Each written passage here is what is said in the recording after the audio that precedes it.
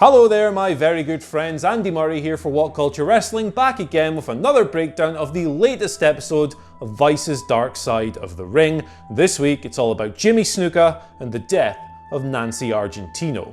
Even if you don't know all that much about this story, you can probably tell that it's the kind of thing that this series was made for. The circumstances of Nancy's passing have always been, well, really shady, shall we say, and the case was never truly resolved. In the eyes of many, justice was never truly served, with the judge ultimately ruling that Snuka, at 75 years old, was unfit for trial. Now, there's a lot about this topic that was already common knowledge. Let's not forget that the case was open as recently as 5 years ago.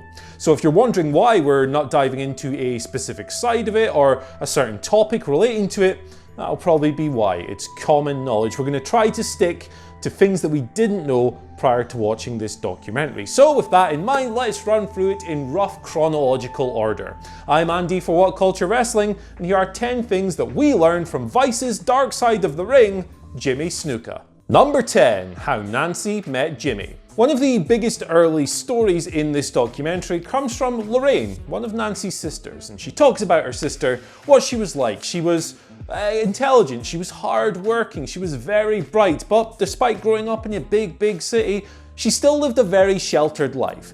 Now, this changed when one of her best childhood friends, Ellen, started taking her to WWF shows at MSG. So Ellen and Nancy got into the habit of going to these regular shows at MSG, and afterwards they'd go backstage. They'd wait for Johnny, who was of course Ellen's husband-to-be. And it was during one of these moments that Nancy and Jimmy Snuka ran into each other, and from there, they became an item very quickly by the sounds of things. So that's how they met, and the family, well, they thought it was great at first. Lorraine said that everyone was just happy, that Nancy was happy, and that she'd found someone. But that changed very quickly. Number 9, Snuka's troubling behaviour. So we've got another great story from Lorraine here. She's talking about Snuka kind of coming into their family. She said that they didn't really know a whole lot about the guy despite the fact that he was dating their sister. And they tried to make him feel comfortable. They tried to bring him in, they tried to involve him in things, but the guy would just kind of sit in a corner, he would isolate himself, and he would speak only to Nancy. She called the whole thing really quite strange. Now, it should be noted that her mother was actually quite fond of Jimmy despite him not being very outwardly friendly towards them. But her stepdad, he wasn't so sure. There's another story here from one of Nancy's other sisters, Louise, who says they were sitting down at dinner one night. She was being, in her own words, her usual bubbly self. She was like, "Hey Jimmy, how are you?" And something kind of flipped inside Jimmy. He leaned over the table, he put on what she called a wrestling face, and held out his hand like this, as if he was going to grab her throat and strangle her. And he was saying, "I could." Now, of course, this freaked Louise out a little bit. She went upstairs to a bathroom, Nancy followed her, and the first thing Louise said was, "You need to leave this guy. This isn't normal." Now, Nancy, of course, was like, "Oh, I'm sorry, Jimmy didn't mean it, he's tired, he's been on the road." And she said that Jimmy felt really bad about the whole thing and wanted to apologize. What was Jimmy's method of apology? He said, "Hold out your hand, I've got something I want to give you, Louise." Was cocaine, apparently. A bag of cocaine, which, that's not normal behavior, right?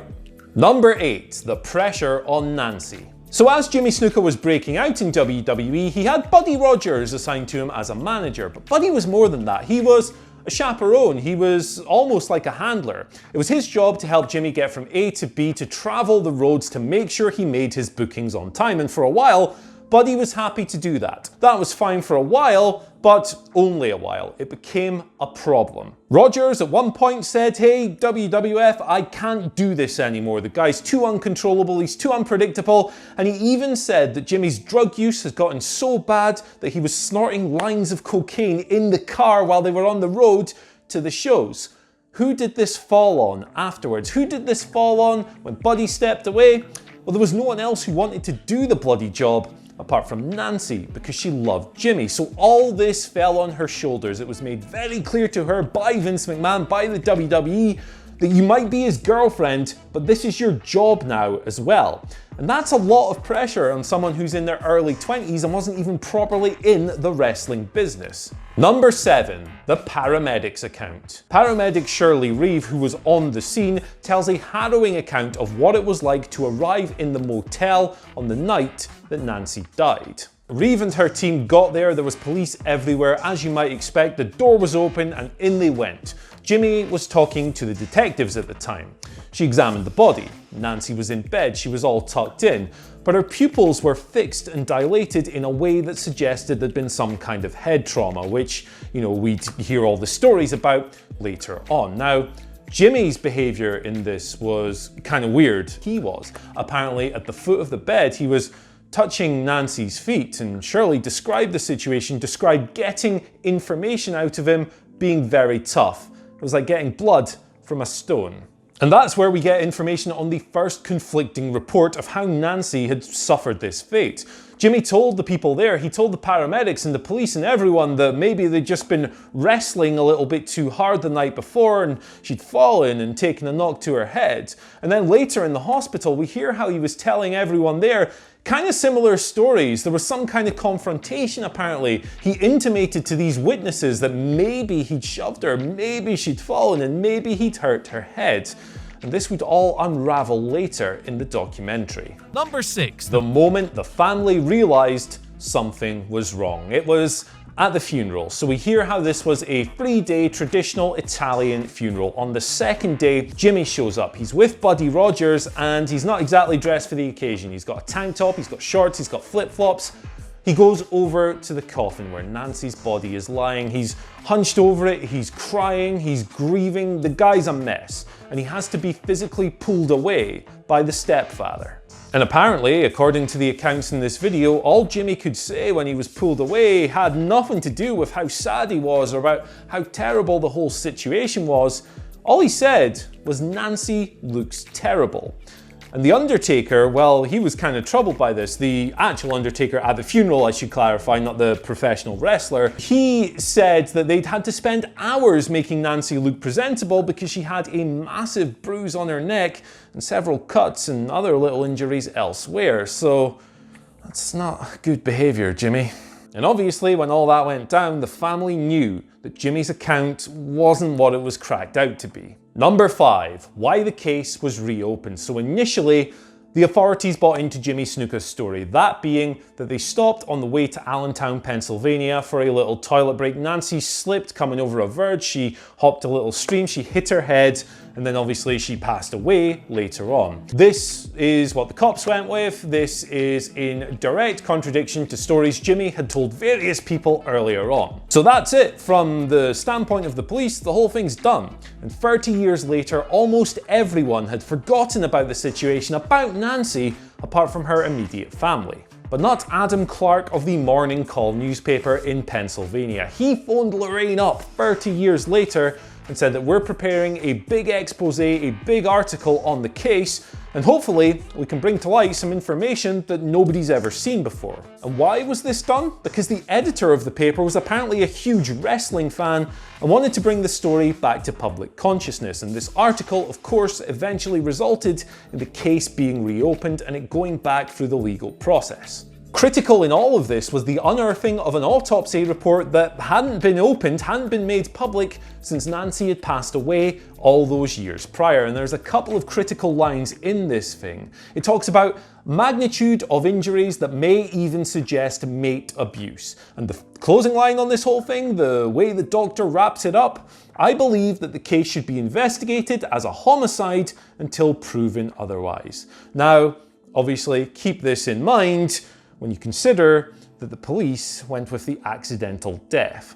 Number 4, the secret meeting with Vince McMahon. One of the things the documentary could perhaps do a better job, a more in-depth job of doing, is covering all the murkiness surrounding Vince McMahon and his potential involvement in all of this, because, the family alleged that shortly after the passing, Vince phoned them up and offered them 25 grand to keep quiet. Now, in this episode of Dark Side of the Ring, we hear about the infamous meeting that nobody really knows what happened in this thing. It was Jimmy, it was Vince, it was the local authorities, and when Jimmy's wife Carol asked what happened in there, what went down, Jimmy just said Vince approached him with a briefcase and said, "Don't worry about it, it's over, it's done."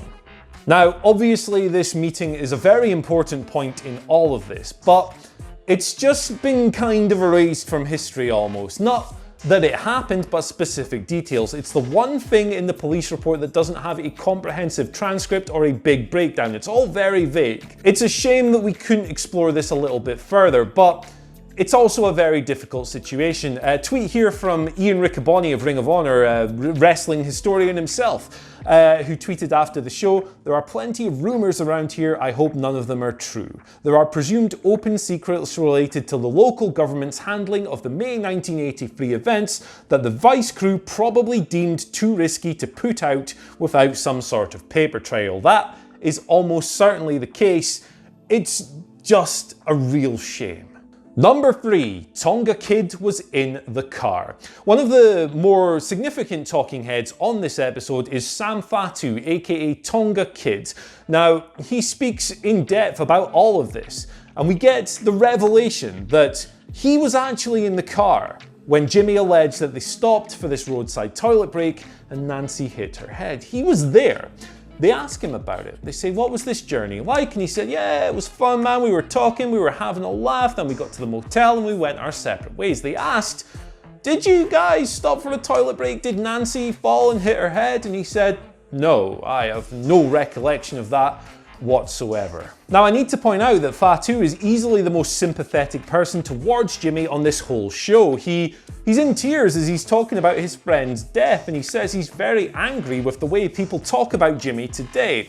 But at the same time, his account is yet more evidence towards what might have actually happened with Nancy Argentino, and it conflicts directly with Jimmy's roadside story. Number 2, the police chief's account. A really interesting and kind of hard to take at face value guest on this thing is a man called Fredrick Conger. He was the chief of police at the time, and throughout this whole documentary, he keeps reiterating that the police did their very best with the resources and the information they had available to them back in 1983. The documentary makers kind of confront him about this a little bit, and there's a couple of rather dicey scenes here. Watching Conger, it's an interesting watch, I'll tell you that. They talk about a number of different things, like the autopsy report saying it should be investigated as a homicide, and him going, "Well, you know, man, we did our best," and all this stuff. They talk about the secret meeting, the alleged secret meeting, and he says, "Well, you know, if nothing significant came out of it, then of course it's an insignificant part of the case." But I think the most interesting moment of all, Conger is told about Tonga Kid being in the car. He's given this information for the first time. Nobody has ever heard this before.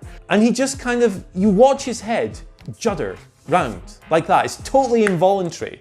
And he's like, "Well, maybe I'd heard someone was in the car at the time, but I can't remember names. I don't know all this information." It's fascinating. And look, you can draw your own conclusions on this, and I hope you do. Go and watch the footage. Go and watch that portion of the show. Go and watch what this fella does when the story about Fatu being in the car is revealed.